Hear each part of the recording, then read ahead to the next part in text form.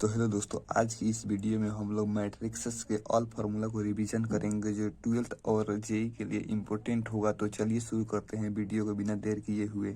Matrix को शुरू करते हैं। Matrix of n row and n column. यहाँ पे एक मैट्रिक्स दिया गया है। डिटर्मिनेंट में हम लोग मॉडुलस की तरह से उसको घेरते थे और मैट्रिक्स में हम लोग बिग ब्रैकेट से घेरेंगे। यहाँ पे इसको रो कहते हैं, इधर वाला को कॉलम कहते हैं।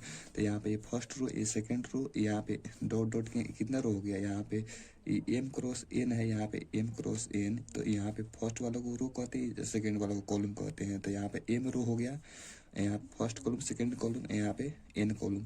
यहाँ पे ए आई जे कोई एलिमेंट ले लेते हैं। ए आई जे, आई मतलब कोई रो और जे मतलब कोई कॉलम। यहाँ पर आई मतलब कोई रो और जे मतलब कॉलम। यहाँ पे ऑर्डर ऑफ मैट्रिक्स कैसे निकालते हैं। ऑर्डर ऑफ मैट्रिक्स मतलब number of row into number of column. यहाँ पे मतलब यहाँ पे है टू इंटू आई। यहाँ पर रो इंटू कॉलम, इसी को ऑर्डर कहते हैं। इसको एलिमेंट को रिप्रेजेंट करने का ये तरीका हो गया, रो इंटू कॉलम, इसको ऑर्डर कहते हैं। यहाँ पे ऑर्डर ऑफ मैट्रिक्स कैसे निकालते हैं। Order of matrix number of row cross number of column, number of row into column को ऑर्डर ऑफ मैट्रिक्स कहते हैं। जैसे में एम क्रॉस एन, तो एम एन रो ऑर्डर का मैट्रिक्स है। ये एम एन ऑर्डर का मैट्रिक्स है।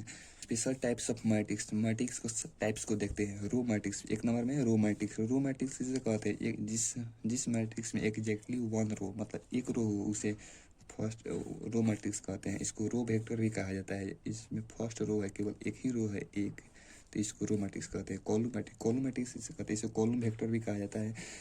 एग्जैक्टली वन कॉलम मतलब एक ही कॉलम होना चाहिए। तो यहाँ फर्स्ट रो, सेकेंड रो, ये एम रो, यहाँ पे ये फर्स्ट कॉलम हो गया। तो मतलब एक ही कॉलम है, इधर और थोड़े ना है, तो एक ही कॉलम है, तो इसको कॉलम मैट्रिक्स कहते हैं। जीरो मैट्रिक्स और नल मैट्रिक्स इसे कहते हैं। किसी मैट्रिक्स के every element in A matrix is zero. Matrix के सभी एलिमेंट जीरो हो जाए तो उसे जीरो मैट्रिक्स या नल मैट्रिक्स कहते हैं। जैसे में कोई मैट्रिक्स दिया गया तो इसमें सभी एलिमेंट जीरो है तो इसको जीरो मैट्रिक्स या नल मैट्रिक्स कहते हैं। 4 नंबर हॉरिजॉन्टल मैट्रिक्स देखते हैं। हॉरिजॉन्टल मैट्रिक्स में क्या होता है, नंबर ऑफ रो और ज़्यादा होता है संख्या में। यहाँ पर देखा जा रहा है नंबर ऑफ रो ज़्यादा होता है, नंबर ऑफ कॉलम ज़्यादा होता है नंबर ऑफ रो से। यहाँ पर देखिए, यहाँ पर एक कोई मैट्रिक्स दिया गया है ए, तो यहाँ पे चार कॉलम है। पहला कॉलम, दूसरा कॉलम, तीसरा कॉलम, चौथा कॉलम। यहाँ पे एक रो, दो रो है और चारों कॉलम है, मतलब कॉलम ज़्यादा है। तो 4 कॉलम ज़्यादा है 1 रो से। तो ये 4 कॉलम ज़्यादा है तो ये हॉरिजॉन्टल में ज़्यादा बढ़ रहा है, वर्टिकल में थोड़ा कम साइज है, तो इसको हॉरिजॉन्टल मैट्रिक्स कहते हैं। इसी प्रकार वर्टिकल मैट्रिक्स में रो की संख्या ज़्यादा होता है कॉलम से। स्क्वायर मैट्रिक्स किसे कहते हैं। स्क्वायर मैट्रिक्स में number of row equal to number of column होता है। नंबर ऑफ रो और नंबर ऑफ कॉलम बराबर होता है। जैसे में स्क्वायर मैट्रिक्स दिया गया है, तो यहाँ पे 2 क्रॉस 2 रो और 2 कॉलम है, मतलब रो और कॉलम बराबर होगा तो उसको स्क्वायर मैट्रिक्स कहते हैं। ना स्क्वायर मैट्रिक्स को भी 2 तरीके से बांटा जा सकता है। देखते हैं कि बहुत टाइप होता है स्क्वायर मैट्रिक्स को। देखते हैं स्क्वायर में पहले ये देखते हैं डायगोनल मैट्रिक्स। डायगोनल मैट्रिक्स क्या होता है। डायगोनल मैट्रिक्स उसे कहते हैं जिसमें डायगोनल एलिमेंट केवल जीरो ना हो और ऑल एलिमेंट जीरो हो। जैसे में ए जीरो नहीं है और सभी एलिमेंट जीरो है, तो डायगोनल को छोड़कर सभी एलिमेंट जीरो है तो इसे डायगोनल मैट्रिक्स कहते हैं। जैसे में A I J equal to zero, I not equal to zero, तो इसमें डायगोनल एलिमेंट में आई इक्वल टू जे होता है। जैसे में 2 इक्वल टू 2, 3 इक्वल टू 3, तो डायगोनल एलिमेंट में आई इक्वल टू जे होता है। जब आई नॉट इक्वल टू जे है तो वहाँ पर सब एलिमेंट जीरो होगा। जैसे में इसमें आई नॉट इक्वल टू जे होता है, तो इसे डायगोनल मैट्रिक्स में एक कंडीशन होता है। डायगोनल मैट्रिक्स की तरह ही स्केलर मैट्रिक्स होता है। जैसे में स्केलर मैट्रिक्स में डायगोनल एलिमेंट यहाँ पे कुछ भी हो जाता था, यहाँ पर स्केलर मैट्रिक्स में सब डायगोनल एलिमेंट समान होगा और डायगोनल को छोड़कर बाकी सभी एलिमेंट जीरो के बराबर होगा। इसी यही कंडीशन है, इसमें डायगोनल एलिमेंट केवल जीरो हो जाता है, जीरो नहीं समान हो जाता है। जैसे यहाँ पर देखते हैं upper triangular matrix. Upper triangular matrix किसे कहते हैं, जिसमें डायगोनल एलिमेंट ए है, इसके नीचे का एलिमेंट जीरो हो जाएगा तो उसे अपर ट्रायंगुलर मैट्रिक्स कहते हैं। और लोअर ट्रायंगुलर मैट्रिक्स इसी का उल्टा हो जाता है। डायगोनल एलिमेंट के ऊपर का एलिमेंट जीरो हो जाएगा तो उसे लोअर ट्रायंगुलर मैट्रिक्स कहते हैं। यूनिटी आइडेंटिटी मैट्रिक्स को देखते हैं। यूनिटी मैट्रिक्स की क्या होता है, इसमें से देखते हैं। यूनिट मैट्रिक्स में एवरी डायगोनल एलिमेंट 1 के बराबर होता है। यूनिट मैट्रिक्स में एवरी डायगोनल एलिमेंट 1 के बराबर होता है, 1 1 1। Every non diagonal element zero के बराबर होता है। डायगोनल एलिमेंट को छोड़कर सभी एलिमेंट जीरो होता है और डायगोनल एलिमेंट 1 के बराबर होता है, तो उसे यूनिट मैट्रिक्स कहते हैं। Unit matrix is also scalar matrix. Scalar matrix में डायगोनल एलिमेंट समान होता था, तो इसमें भी समान है 1 1 1, तो और बाकी एलिमेंट जीरो। तो स्केलर मैट्रिक्स उसी तरह यूनिट मैट्रिक्स को स्केलर मैट्रिक्स भी कह सकते हैं। अब सिंगुलर मैट्रिक्स को देखते हैं। सिंगुलर मैट्रिक्स किसे कहते हैं? सिंगुलर मैट्रिक्स स्क्वायर मैट्रिक्स हो सकता है। स्क्वायर मैट्रिक्स इफ ए का डिटर्मिनेंट जीरो के बराबर हो जाए तो उसे सिंगुलर मैट्रिक्स कहते हैं। नॉन सिंगुलर मैट्रिक्स भी स्क्वायर मैट्रिक्स होता है, उसमें डिटर्मिनेंट ए का मैट्रिक्स का डिटर्मिनेंट जीरो के बराबर नहीं होता है। नोट में यहाँ पे दिया गया है matrix is arrangement. Matrix arrangement होता है बट डिटर्मिनेंट एक स्केलर वैल्यू होता है। It does not have a value like determinant की तरह वैल्यू नहीं होता है matrix is only arrangement. Now पहले देखते हैं equality of matrix. Equality of matrix क्या होता है? जैसे में कोई मैट्रिक्स दिया गया ए आई जे बी, भी मैट्रिक्स बी आई जे दिया गया है और यदि ये इक्वल है तो बोथ हैव सेम ऑर्डर। यदि इक्वल मैट्रिक्स है तो इसका दोनों का ऑर्डर समान होना चाहिए और A I J equal to B J I होना चाहिए for each pair I and J. सभी आई और जे एलिमेंट के लिए, मतलब एवरी एलिमेंट के लिए ए आई जे और बी आई जे सभी एलिमेंट बराबर होना चाहिए, एक दूसरे के बराबर एलिमेंट होना चाहिए और सेम ऑर्डर होना चाहिए। यहाँ पे एलजेब्रा ऑफ मैट्रिक्स लिखते हैं। एलजेब्रा ऑफ मैट्रिक्स में एडिशन एंड सब्ट्रैक्शन। कोई मैट्रिक्स दिया गया है ए यहाँ पर एम क्रॉस एन का और बी एम क्रॉस एन का, दोनों सेम ऑर्डर का है, सेम ऑर्डर नेसेसरी। एडिशन और सब्ट्रैक्शन में ऑर्डर सेम होना चाहिए। ए प्लस बी करेंगे तो ए आई जे और बी आई जे ऑर्डर भी सेम हो जाएगा। ए माइनस बी तो A I J minus B I J, M order दोनों का सेम रहेगा। नाउ प्रॉपर्टी देखते हैं एडिशन एंड सब्ट्रैक्शन का मैट्रिक्स में। Addition of matrix is commutative होता है, मतलब मैट्रिक्स का एडिशन कम्यूटेटिव होता है, मतलब A plus B equal to B plus A होता है। Matrix of addition is associative भी होता है। मैट्रिक्स ऑफ एडिशन एसोसिएटिव होता है, जैसे में ए प्लस बी प्लस सी, या ए को अलग हटा देंगे फिर इसमें ए प्लस बी को एक साथ जोड़ रहे हैं, इसमें बी प्लस सी को भी एक साथ जोड़ेंगे तो कोई दिक्कत नहीं होगा, उसी को एसोसिएटिव कहते हैं। Additive inverse. Matrix addition additive inverse होता है, जैसे में कोई मैट्रिक्स दिया गया है ए, इसमें इसको जीरो कब कैसे आएगा? यहाँ पर ए इसके निगेटिव जोड़ देंगे तो ये जीरो आ जाएगा, तो इसको निगेटिव को ही एडिटिव इन्वर्स ऑफ मैट्रिक्स कहते हैं। एडिटिव इन्वर्स इसको निगेटिव मैट्रिक्स को ही कहते हैं, जो जीरो में आ रहा है उसी को एडिटिव इन्वर्स कहते हैं। Now scalar multiplication. कोई मैट्रिक्स दिया गया उसमें स्केलर वैल्यू से मल्टीप्लाई कैसे करेंगे?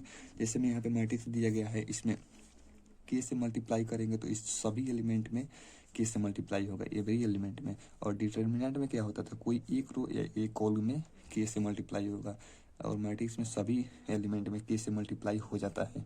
अब प्रॉपर्टीज ऑफ मल्टीप्लिकेशन देखते हैं। मल्टीप्लिकेशन का प्रॉपर्टी देखते हैं, जैसे में यहाँ पर दिया गया ए एंड बी, कोई मैट्रिक्स दिया गया है, दो मैट्रिक्स है P and Q, etch a constant है, तो पी प्लस क्यू इंटू ए, तो कोई पी प्लस क्यू इंटू ए, यहाँ पे पी प्लस पी या क्यू क्या है? कांस्टेंट है और ए और बी मैट्रिक्स है, तो इसमें स्केलर वैल्यू में है, इस मैट्रिक्स को गुना कर देंगे, इसको भी गुना कर देंगे, तो इस तरह हो जाता है पी इंटू ए प्लस बी, तो इसमें भी इस तरह हो जाएगा। और पी क्यू इंटू ए या क्यू इंटू पी ए या पी इंटू किसी भी इधर भी ले जाकर गुना कर सकते हैं। कोई ए में इसमें एक ही मैट्रिक्स है और दो कांस्टेंट है, तो इधर भी ले जाकर गुना कर सकते हैं। यहाँ पर अब देखते हैं मल्टीप्लिकेशन ऑफ मैट्रिक्स। दो मैट्रिक्स को मल्टीप्लाई कैसे करते हैं? यहाँ पे एक मैट्रिक्स दिया गया है एम क्रॉस एन का और बी मैट्रिक्स दिया गया एन क्रॉस पी का, तो इसको गुना करेंगे तो मैट्रिक्स सी आएगा एम क्रॉस पी का। यहाँ पर मैट्रिक्स में कंडीशन क्या होगा? मल्टीप्लाई कैसे होगा ये? यहाँ पर एन और एन, इसमें इस इसको पहले जो मैट्रिक्स होगा उसको प्री मल्टीप्लियर कहा जाता है और दूसरे मैट्रिक्स को पोस्ट मल्टीप्लियर कहा जाता है। प्री मल्टीप्लियर का कॉलम और पोस्ट मल्टीप्लियर का रो दोनों समान होता है, जैसे मैं आपको column of pre multiplier equal to row of post multiplier, N equal to N होता है तभी मल्टीप्लाई होगा। और मैट्रिक्स का मल्टीप्लिकेशन किस तरह होगा? जिस तरह डिटर्मिनेंट का मल्टीप्लिकेशन होता है। आप डिटर्मिनेंट के वीडियो में जाकर देख सकते हैं, पहले उसको, उसके बाद इसको देखें। यहाँ पर जैसे में यहाँ पर दे दिया गया है मैट्रिक्स दिया गया है, इसको दोनों को गुना कैसे करेंगे? पहला कॉलम में और फिर पहला रो को दूसरा कॉलम में यहाँ पे लिख दिए 2 एकम 2 0 एकम 0 5 से गुना करेंगे तो 0 2 और इसको फिर इधर से फिर इधर को उठाकर इधर से और इधर को उठाकर इधर से और गुना करके यहाँ पर मैट्रिक्स आ जाएगा मल्टीप्लिकेशन का। प्रॉपर्टीज ऑफ मल्टीप्लिकेशन देखते हैं। Properties of multiplication associativity properties होता है मतलब A B into C equal to होता है A into B C. Identity होता है मतलब आइडेंटिटी मैट्रिक्स इंटू कोई मैट्रिक्स से गुना करेंगे तो ए मैट्रिक्स के बराबर आ जाता है। डिस्ट्रीब्यूटिविटी मतलब होता है ए इंटू बी प्लस सी, तो इसको सिंपल गुना कर देते ए बी इंटू ए सी और ए प्लस बी इंटू सी, तो फिर इसमें से इसमें गुना हो जाएगा उसी तरह। और ट्रांसपोज ऑफ मैट्रिक्स देखते हैं। ट्रांसपोज ऑफ मैट्रिक्स को ए डैश या ए टी से भी लिखते हैं, सूचित करते हैं। इसमें क्या होता है interchanging the row and column. Row को कॉलम में रख देते हैं और कॉलम को रो में रख देते हैं। जैसे मैं यहाँ पे इसको रो है इसको कॉलम में रख दिए, इसको रो को फिर कॉलम में, इसको रो को कॉलम में। जिसमें जिस तरह डिटर्मिनेंट में होता है उस तरह भी मैट्रिक्स में भी होता है। ऑल्सो ऑर्डर भी चेंज हो जाता है। जैसे में एम 3x2 का है, इसमें से 2x3 का हो जाएगा यहाँ पर।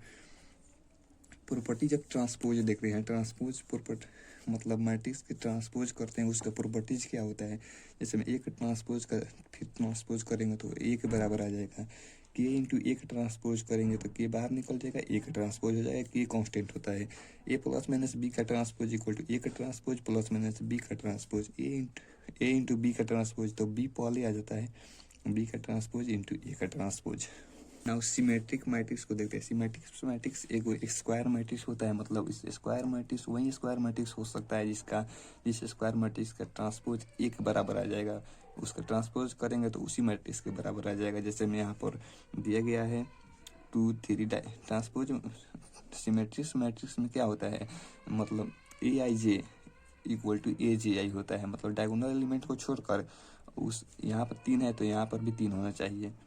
मतलब इसी को ए आई जे यहाँ पर होता है तो इसको यहाँ पे ए जे आई होता है। मतलब यहाँ पर 2 यहाँ पर 1 2 हो जाएगा तो यहाँ पर ये कौन सा एलिमेंट होगा 2 1। इसी को ए जे I equal to A I जे, ये दोनों बराबर होना चाहिए। स्क्यू सिमेट्रिक मैट्रिक्स में स्क्वायर मैट्रिक्स ये भी होता है। इसमें ए का ट्रांसपोज माइनस ए के बराबर हो जाता है। जैसे में यहाँ पर देखिए और इसमें डायगोनल एलिमेंट 0 के बराबर होता है। ऑल डायगोनल एलिमेंट 0, यहाँ पर ऑल डायगोनल एलिमेंट 0 और यहाँ पर इसमें से बराबर होता था। यहाँ 2 है तो यहाँ माइनस हो जाएगा यहाँ पर। मतलब ए I J equal to minus ए जे आई होता है और ऑल डायगोनल एलिमेंट 0 होता है। यही स्क्यू सिमेट्रिक्स मैट्रिक्स का प्रॉपर्टीज है। Note symmetrics matrix and skew symmetrics matrix का यदि कोई भी मैट्रिक्स हो उसमें का ए माइनस ए का ट्रांसपोज स्क्यू सिमेट्रिक्स मैट्रिक्स के बराबर होता है। ए प्लस ए का ट्रांसपोज सिमेट्रिक्स मैट्रिक्स के बराबर होता है। ए इंटू ए का ट्रांसपोज या ए का ट्रांसपोज इंटू ए इस सिमेट्रिक्स मैट्रिक्स के बराबर होता है। यहाँ पर नोट में दिया गया एवरी स्क्वायर मैट्रिक्स रिप्रेजेंट्स कोई भी मैट्रिक्स होगा स्क्वायर मैट्रिक्स उसको हम सिमेट्रिक्स मैट्रिक्स और स्क्यू सिमेट्रिक्स मैट्रिक्स सब में लिख सकते हैं। जैसे मैं यहाँ पर कोई मैट्रिक्स दिया गया इसको सिमेट्रिक्स मैट्रिक्स इतना सिमेट्रिक्स होता है इतना स्क्यू सिमेट्रिक्स मैट्रिक्स होता है। इसको 2 पार्ट में तोड़ दे रहे हैं प्लस में तोड़ सकते हैं 1/2 ए प्लस ए का ट्रांसपोज प्लस 1/2 ए माइनस ए का ट्रांसपोज तो ये सिमेट्रिक्स हो जाता है। ये स्क्यू सिमेट्रिक्स मैट्रिक्स तो कोई मैट्रिक्स दिया होगा उसको सिमेट्रिक्स और स्क्यू सिमेट्रिक्स मैट्रिक्स के टर्म में तोड़ सकते हैं। Now special types of matrix को देखते हैं। कुछ इंपॉर्टेंट टाइप्स होता है मैट्रिक्स का जैसे में ऑर्थोगोनल मैट्रिक्स।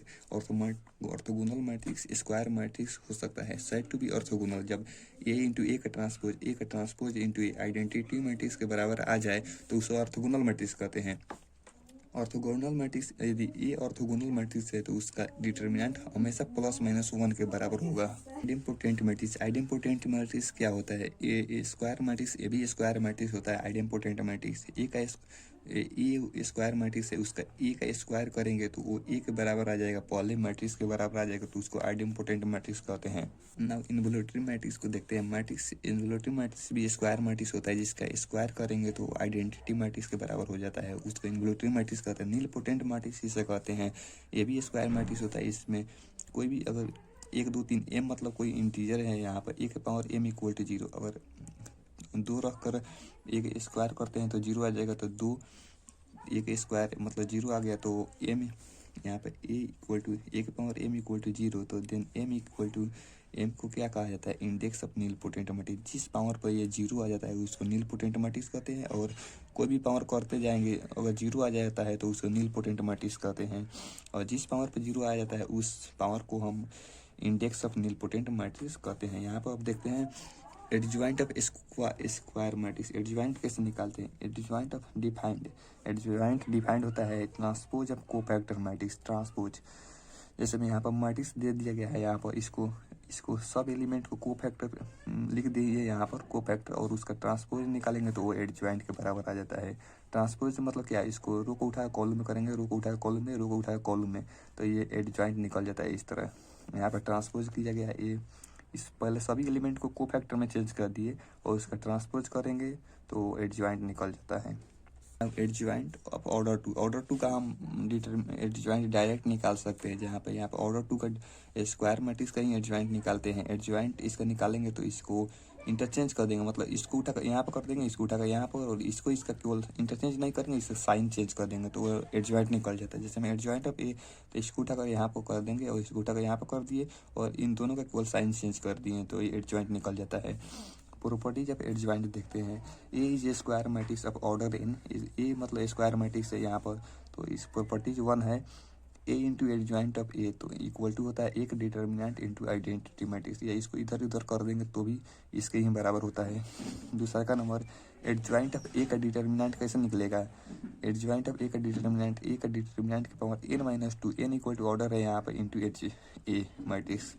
3 नंबर adjoint into adjoint of A का डिटर्मिनेंट के पावर n-2 इंटू ए के बराबर होता है। 4 नंबर adjoint into adjoint of A का डिटर्मिनेंट, मतलब इसका डिटर्मिनेंट होता है ए का डिटर्मिनेंट के पावर n-1 का square. 5 number adjoint of A into B, तो एडजॉइंट ऑफ बी पहले आ जाएगा, एडजॉइंट बी वाला पहले, और एडजॉइंट ऑफ ए इंटू में आ जाएगा।